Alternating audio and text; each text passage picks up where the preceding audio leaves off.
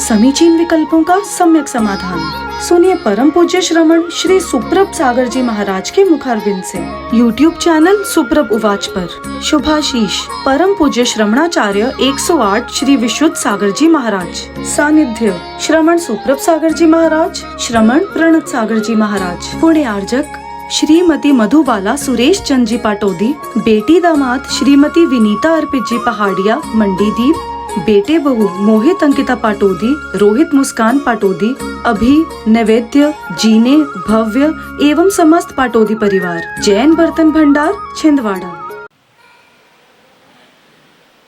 ओम नमः सिद्धेव। नमो नमः सत्वहितं कराय वीराय भव्याम्बुजभास्कराय अनन्तलोकाय सुरार्चिताय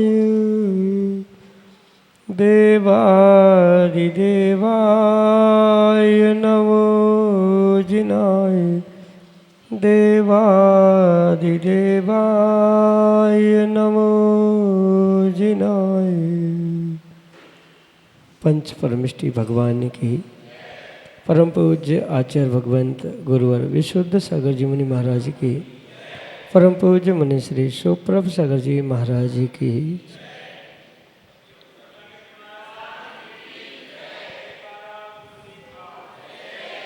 समीचीन विकल्पों का सम्यक समाधान।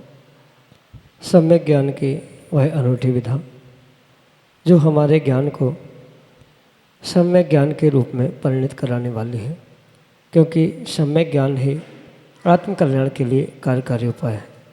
और ऐसे आत्म कल्याण की अनूठी विधा हम सभी परम पूज्य आचार्य भगवंत गुरुवर विशुद्ध सागर जी महाराज के मंगल सुभाषिष से, उन्हीं के सुयोग से परम पूज्य मुनि श्री सुप्रभ सागर जी महाराज के मुखारबिंदु से प्रतिदिन प्राप्त करते हैं। वैसे उस अनूठी विधा से आप भी जुड़ने का प्रयास करें और अपना समीचीन विकल्प भेजते हुए परम पूज्य मुनि श्री से आगम के परिप्रेक्ष्य में उसका सम्यक समाधान प्राप्त करें। प्रारंभ करते हैं आज का सम्यक समाधान।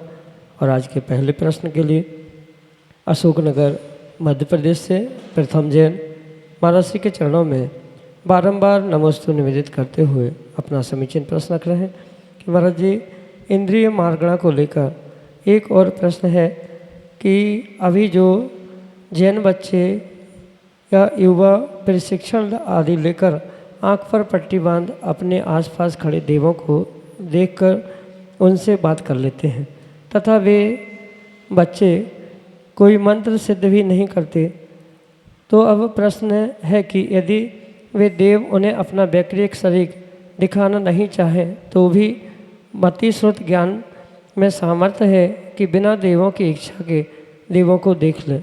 और दूसरा प्रश्न यह है कि यदि मान लें कि वे देवों की इच्छा के बिना ही नहीं देख सकते तो वे बच्चे अपने विशेष ज्ञान से अनुभव कर लेते होंगे कि कोई हमारे आसपास खड़ा है। कृपया इस विषय में हमारा मार्गदर्शन करने की अनुकंपा करें। नमोस्तु महाराज जी, नमोस्तु। ओम नमः सिद्धम। परम पूज्य आचार्य भगवान गुरुवर विशुद्ध सागर जी महाराज की, परम पूज्य मुनि श्री सुप्रभ सागर जी महाराज की। जो श्रावकों या साधकों के लिए वर्तमान में प्राप्त मतिश्रुत ज्ञान है, वह मतिश्रुत ज्ञान भी अपने आप में बहुत सारी विशेषता लिए हुए। जो वर्तमान का व्यक्ति मनुष्य उस मतिश्रुत ज्ञान का प्रयोग करता है, आचार्यों ने लिखा है कि वह अपने क्षयोक्षम का यानी मतिश्रुत ज्ञान की कैपेसिटी में से मात्र 10 या 15 ही प्रतिशत ज्ञान का उपयोग करते हुए अपने प्रतिदिन के क्रियाओं को कार्यों को करता है। अगर किसी विशेष पुरुषार्थ के माध्यम से वह अपने मतिश्रुत ज्ञान के क्षयोक्षम को बढ़ाता है तो अन्य भी बहुत सारी ऐसी देखी अनदेखी जानी अनजानी बातों को समझने की शक्ति उसको बिल्कुल प्राप्त होती है। इसलिए ये जो वर्तमान में बहुत सारे बच्चों को लेकर प्रशिक्षण दिया जाता है, आँखों पर पट्टी बांधकर वे अनेक स्थानों पे पहुंचते हैं, वहाँ स्थित देवों से बातें करते हैं, ये सब कुछ होना कोई बहुत बड़ी बात नहीं है, कोई अजूबा नहीं है। ये मात्र और मात्र मतिश्रुत ज्ञान के विशेष क्षयोक्षम को उद्घाटित करने के लिए किया जाता है। और ये बात आप थोड़ा सा गौर करने का प्रयास करें कि किसी बड़े व्यक्ति, युवा या बुजुर्ग व्यक्ति के साथ ये घटना नहीं होती, जो कि सामान्य रूप से बच्चों के लिए साथ पट्टी बांधकर ये कार्य किया जा रहा है, क्योंकि उस समय उस उम्र में जो बाहर के विषय कसायों की परिणति है वह उन बच्चों में उतनी नहीं होती है जितनी किसी युवा प्रौढ़ वृद्ध व्यक्ति में होती है।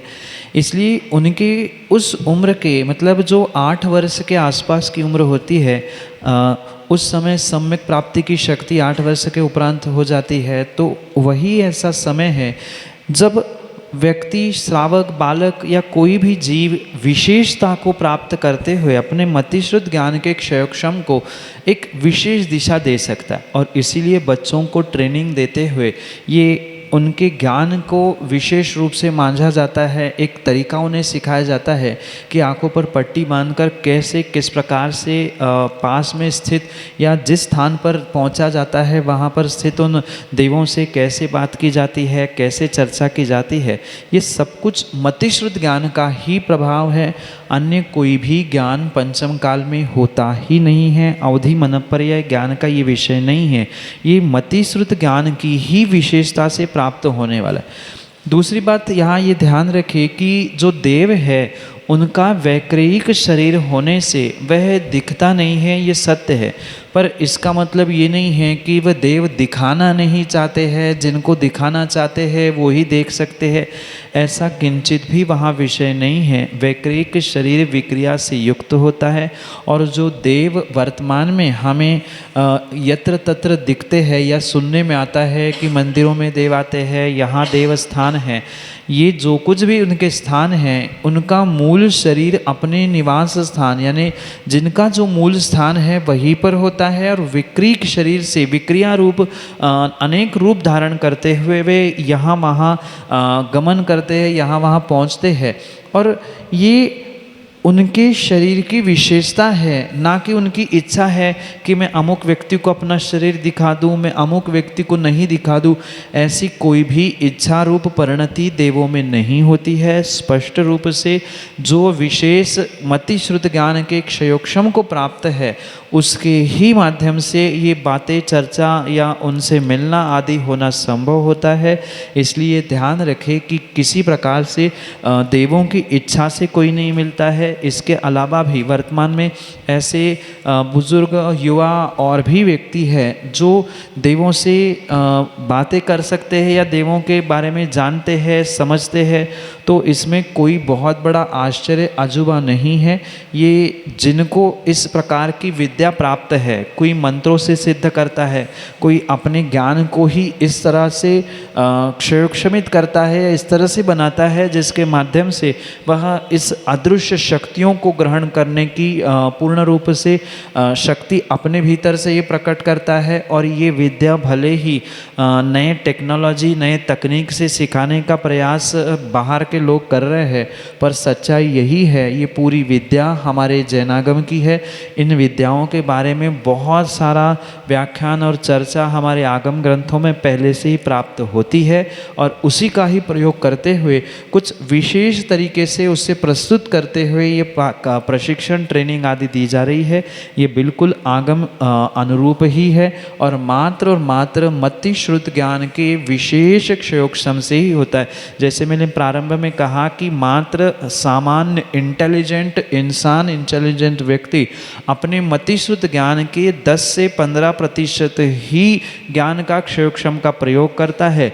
जो उससे कुछ और विशेषता को प्राप्त करता है, वह अदृश्य शक्तियों को देखता है और भी कुछ विशेषताओं को जानता है। ये मात्र मतिश्रुत ज्ञान की ही विशेषता है, अन्य की नहीं। यही आपके लिए सम्यक समझ। राजाजीपुरम, लखनऊ, उत्तर प्रदेश से डॉक्टर शिखा जैन अगले समीचीन विकल्प करें। गुरुवर के चरणों में नमोस्तु नमोस्तु नमोस्तु। नमस्ते गुरु, मेरी जिज्ञासा ये है कि जिन लोगों का घर मंदिर से दूर है, वहाँ वो लोग गुरुवार आते हैं, शहर में आहार लगाने की भावना भाते हैं, चाहते हैं कि गुरुवार के पावन चरण उनके भी घर में पड़े, लेकिन ऐसा संभव नहीं हो पाता। तो वो लोग ऐसा क्या करें कि ऐसा संभव हो, गुरुवार का आहार भी उनके घर में हो, गुरुवार के पावन चरण उनके घर में पड़े। नमस्ते। माँ धर्मात्मा श्रावक श्राविका की यही भावना होती है कि नगर में आया हुआ कोई भी साधु, कोई भी त्यागी व्रती, उसके कम से कम एक आध बार हमारे घर में आहार आदि के निमित्त से चरण पड़े। पर वर्तमान की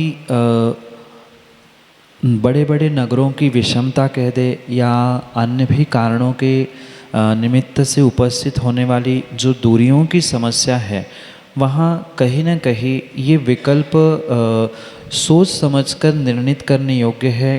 क्योंकि अगर बहुत लंबे रास्ते में मुनिराजों को ले जाया जाए, रास्ते में कुछ विषमता फंसी, जैसे पंचेंद्रीय मृतक जीव कोई मरा पड़ा मिलता है तो मुनिराज को अंतराय निराहार रहना पड़ता है। तो इसलिए ये जो विकल्प आगम में आचार्य भगवंतों ने पहले ही कहा है कि जिस स्थान पर मुनिराज निवासरत है, जैसे सम्मित शिखर या किसी क्षेत्र पर मुनिराज विराजते हैं, तो वहाँ से तो कोई अपने घर मतलब दूरी का विकल्प ही नहीं करता।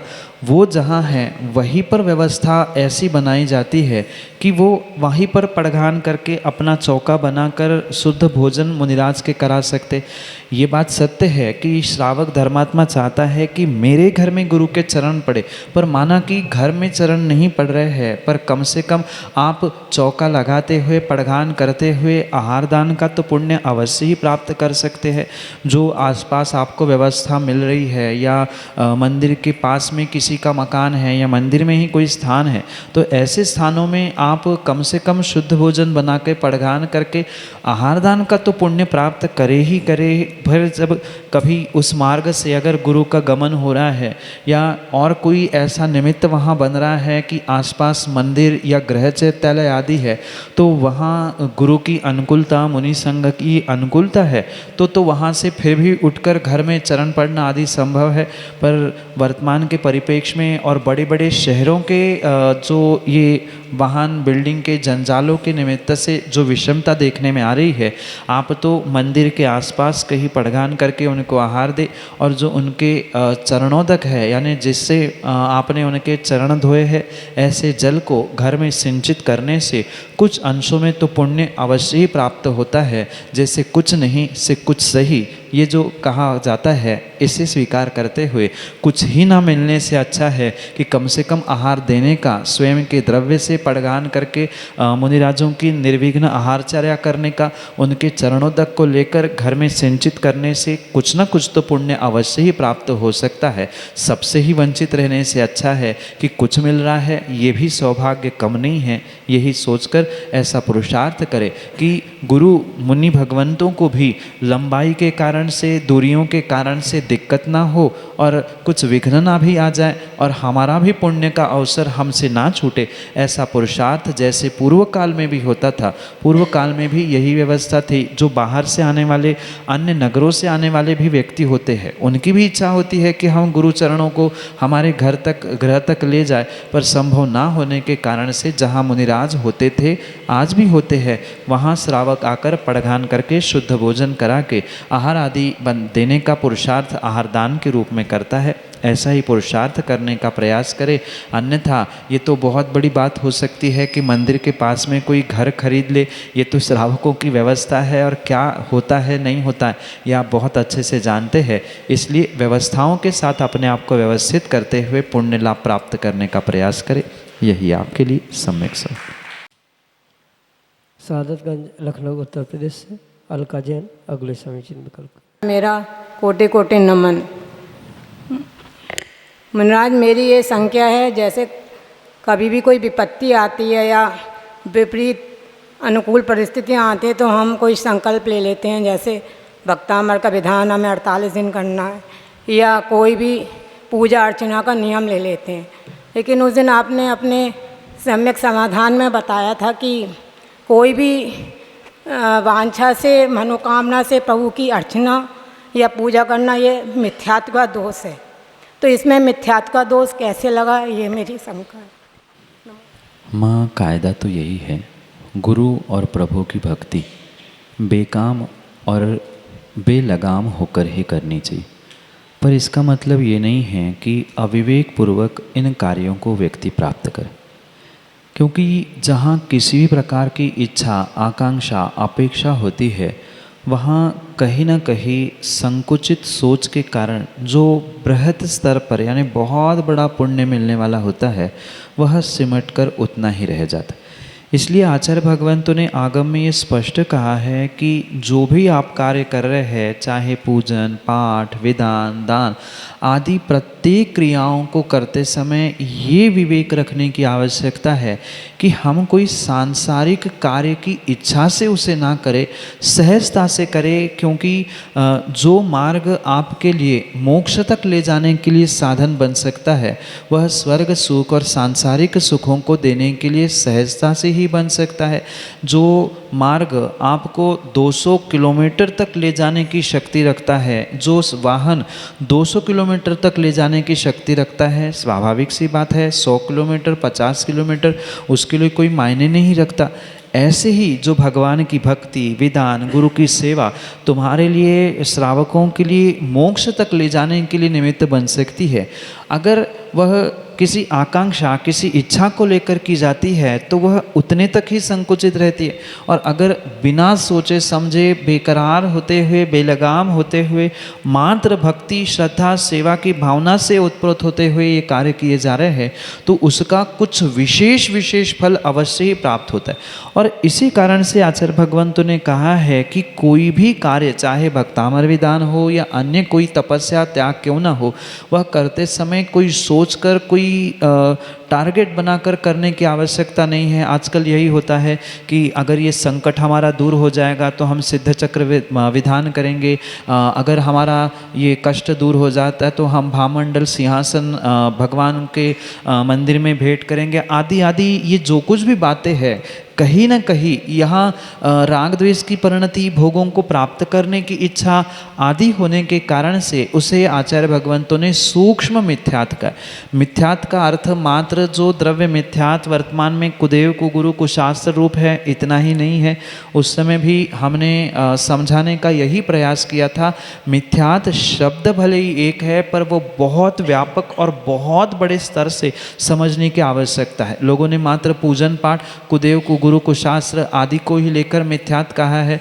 सूक्ष्म मिथ्यात्व की बात करते हुए आचार्य भगवंत कहते हैं, जो व्यक्ति अपने शरीर को, शरीर के निमित्त से प्राप्त होने वाले सभी साधनों को अपना ही मानता है, अपना ही स्वरूप मानता है, उसे भी आचार्य भगवंतों ने सूक्ष्म मिथ्यात्व कहा है। फिर इतना जब सूक्ष्म मिथ्यात्व है तो अन्य सांसारिक कार्यों को लेकर, अगर अपेक्षाओं को लेकर हम प्रभु भक्ति कर रहे, विधान आदि कर रहे हैं, जब जाप आदि कर रहे हैं, तो स्वाभाविक सी बात है कहीं ना कहीं उसी दिशा में हम बढ़ रहे हैं। इस कारण से स्पष्ट कहा जाता है कि आप निर्विकल्प होकर भगवान की भक्ति करें, कोई आकांक्षा, कोई इच्छा, कोई मांग वहाँ ना रखे, सहजता से काम करते जाए। अगर सच्ची श्रद्धा और सच्ची भक्ति आपके पास है तो जो इच्छित कार्य है वह अपने आप होगा, पर इच्छा करने से होगा यह आवश्यक नहीं है, क्योंकि संसार में जीवों के साथ कार्य की सिद्धि इच्छाओं से नहीं होती, पुण्य और व्यक्ति के व्यक्तिगत पुरुषार्थ के माध्यम से होती है। इसलिए पुरुषार्थ करते हुए अपना भाग्य बढ़ाने का प्रयास करें, और पुरुषार्थ और भाग्य के निमित्त से सब कार्यों में सहजता से सिद्धि देखने में आती है। इसलिए कुछ इच्छाओं को लेकर, कुछ आकांक्षाओं को लेकर वहाँ करने की आवश्यकता नहीं है। जैसे सम्यक दर्शन के भी दोष कहते हुए आचार्य भगवान ने चल मल अगाढ़ दोष कहे हैं। शांतिनाथ भगवान शांति देते हैं, इसलिए शांतिनाथ भगवान की पूजा करना चाहिए। चिंतामणि पारसनाथ चिंता का हरण करते हैं, इसलिए रविवार को पारसनाथ भगवान की पूजा करें। आदि आदि जो है ये भी कहीं ना कहीं सूक्ष्म मिथ्यात्व की ओर ही ले जाने वाला होता है। इसलिए इन बातों से दूर होते हुए सच्चे मार्ग को समझे और सच्चा पुरुषार्थ करते हुए सच्चे फल को प्राप्त करने की पुरुषार्थ करने की आवश्यकता है। यही वहाँ भी अपेक्षा थी और यही आज आपके लिए सम्यक समाज। सुरभि जैन, ऐसवाग, लखनऊ, उत्तर प्रदेश से अगले समय चरण करेंगे। राजों के चरणों में मेरा कोटि से नमन नमन। नमोस्तु महाराज श्री, नमोस्तु महाराज श्री। महाराज श्री सम्यक दर्शन, सम्यक ज्ञान व सम्यक चारित्र का सही अर्थ क्या है, ये समझ में नहीं आता है। आप हमेशा अपने प्रवचन में इस वर्ड को यूज़ करते हैं कि सम्यक दृष्टि जीव है, सम्यक दृष्टि जीव है। और सम्यक दृष्टि जीव कौन होते हैं? इस पंचम काल में भी सम्यक दृष्टि जीव होते हैं क्या? सिर्फ पंच परमेष्टि ही सम्यक दृष्टि होते हैं कि हम श्रावक में से भी हम भी सम्यक दृष्टि बन सकते हैं?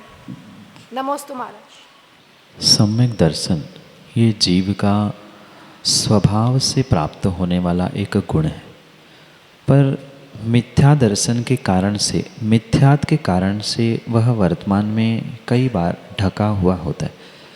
जैसे सूर्य में प्रचंड प्रकाश ऊर्जा होने पर भी बादलों के माध्यम से कई बार ढक जाता है, और जैसे ही बादल दूर हो जाते हैं पुनः यथावत सूर्य अपने स्वभाव को, प्रकाश, ऊर्जा आदि को देने वाला हो जाता है। इसी प्रकार आत्मा का, जीव का एक विशेष गुण है सम्यक दर्शन, जो तत्वों के श्रद्धान से होता है। ये तो आप बहुत अच्छे से जानते होंगे कि 7 तत्व होते हैं, जीव, पुद्गल, अजीव, आश्रव, बंध आदि। तो इन 7 तत्वों के स्वरूप को जानना, यानी मैं जीव हूँ, ज्ञान दर्शन मेरा स्वभाव है, ये जानना जीव पर श्रद्धान है। ऐसे ही अजीव, आश्रव, बंध, संव, निर्जरा, मोक्ष, इनका स्वरूप क्या है ये जानकर उन पर वैसा ही श्रद्धान करना, उसे सम्यक दर्शन कहा जाता है। दूसरी अपेक्षा से सच्चे देवशास्त्र गुरु जो होते हैं, वीतरागी प्रभु, वैरागी निष्परिग्रही गुरु, और उनके द्वारा प्राप्त जो जिनवाणी हैं वह सच्चे देव, शास्त्र और गुरु की श्रेणी में आते हैं। उन पर जो विश्वास करता है, श्रद्धान करता है, उसे सम्यक दृष्टि कहा जाता है, सम्यक दर्शन गुण प्रकट होने के कारण से। क्योंकि ये मात्र किसी व्यक्ति विशेष की बपौती नहीं है कि अमुक व्यक्ति ही सम्यक दर्शन को प्राप्त कर सकता है, बाकी कोई नहीं कर सकता। एक पंचम काल में पुरुषार्थ करने वाला श्रावक या श्राविका भी सम्यक दर्शन को प्राप्त कर सकते हैं। किसी प्रकार से मात्र पंच परमेष्ठी के ही पास सम्यक दर्शन हो ये आवश्यक नहीं है। हाँ, ये सत्य है, जो सम्यक दर्शन, सम्यक ज्ञान और सम्यक चारित्र होता है वह पंचम परमेष्ठी, साधु परमेष्ठी से लेकर आगे की परमेष्ठियों के पास क्रम क्रम से विशेष विशेषताओं को देने वाला होता है। जो सिद्ध भगवान हैं उनके पास भले ही यह रत्नत्रय नहीं है, सम्यक दर्शन, सम्यक ज्ञान, सम्यक चारित्र रूपी, उसका फल वो प्राप्त कर रहे हैं, पर अरिहंत अवस्था तक ये तीनों भी उनके पास होते ही है। इसलिए ये 3 जो कहे हैं, मतलब सम्यक दर्शन, सम्यक ज्ञान और सम्यक चारित्र, ये पंच परमेष्ठी के पास होते हैं। यहाँ तक तो बात समझ में आती है, या ऐसा तो श्रद्धान कर सकते हैं, पर सामान्य श्रावकों के पास भी बिल्कुल पंचम काल में भी सम्यक दर्शन हो सकता है, सम्यक ज्ञान भी हो सकता है। क्योंकि जो मिथ्या ज्ञान है, मतलब आज सामान्य लोगों के पास जो ज्ञान है वह मिथ्यात के कारण, यानी सच्चे देवशास्त्र गुरु को ना मानने के कारण, तत्वों का यथार्थ निर्णय ना होने के कारण से वह मिथ्या ज्ञान है। और जैसे ही सम्यक दर्शन की प्राप्ति होती है वह ज्ञान भी सम्यक ज्ञान हो जाता है। जैसे आपने ट्रैफिक सिग्नल्स को देखा होगा, उसके पीछे जो लाइट है, इलेक्ट्रिसिटी है, वह एक होने पर भी जैसी कांच होती है, प्रकाश बिल्कुल वैसा ही होता है। ऐसे ही श्रद्धा की जैसी कांच होती है, समीचीन श्रद्धा है तो वह लाइट सम्यक दर्शन कहलाती है, और साथ में ही जो ज्ञान है वह सम्यक दर्शन के प्रभाव से सम्यक ज्ञान रूप परिणत होता है। और वही जब वह आगे की कांच विपरीत श्रद्धान रूप है, सच्चे देवशास्त्र गुरु को नहीं मानना, कुदेव को गुरु को शास्त्र को मानना, मिथ्या तत्वों का निर्णय करना, सम्यक तत्वों को जानना ही नहीं, ये जो परिणति का श्रद्धा की विपरीत रूप हो रही है, वह कांच जैसी है वैसा ही लाइट का प्रकाश प्रकाशित होने वाला है। इसलिए सम्यक दर्शन एक आत्मा का विशेष गुण है, जो सम्यक दर्शन को प्राप्त करता है अपने आप दूसरे उसी समय में वह ज्ञान भी सम्यक ज्ञान रूप परिणत होता है, पर सम्यक चारित्र निर्ग्रंथ मुनिराजों को ही पूर्ण रूप से प्राप्त होता है।